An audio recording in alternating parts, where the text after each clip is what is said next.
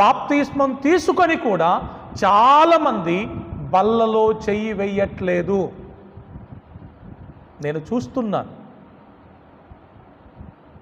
బాప్తిస్మము తీసుకొని కూడా నువ్వు బల్లలో చెయ్యి వేయకపోవడం అసలు అంత చెడ్డ పని ఇంకొకటి ఉండదు. కారణాలు ఏమైనా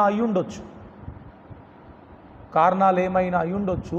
ఆ కారణాలను సరిచేసుకోండి అంతేగాని ప్రభు బల్లకు దూరంగా బ్రతుకుతున్నారంటే మీకు చెప్తున్నాను, దేవుని సావుకునిగా మీరు దేవునికి దూరంగా బ్రతుకుతున్నారు.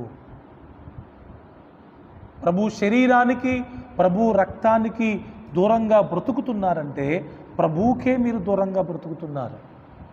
ప్రభువుకు దూరంగా బ్రతికి సాధించేది, సంపాదించేది ఏదైనా ఉందా? Is there anything? ఏం సాధిస్తారు, ఏం సంపాదిస్తారు దేవునికి దూరంగా బ్రతికి? అమ్మా ప్లీజ్, చాలా ప్రేమతో, చాలా బాధతో ఈ మాటలు మీకు చెప్తున్నాను. నా కోరిక ఏంటి తెలుసా? మన సంఘములో ప్రతి ఒక్కరూ ప్రతి నెల క్రమం తప్పకుండా ప్రభు బల్లలో చెయ్యి వేయాల్సిందే. It's my Dzire as a pastor. ఎంత బాధ అనిపిస్తుందో తెలుసా? ఒక వ్యక్తి బల్ల తీసుకోవట్లేదంటే, ఒక వ్యక్తి దేవుని శరీరాన్ని పక్కన పెడుతుందంటే ఎంత బాధ అనిపిస్తుంది.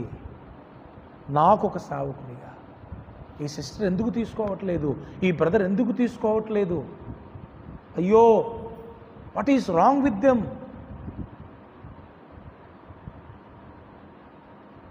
దేవుని శరీరం, దేవుని రక్తం యొక్క విలువ మనకు తెలియాలి. అది మనల్ని ఆత్మీయంగా ఎంతో బలపరుస్తుంది.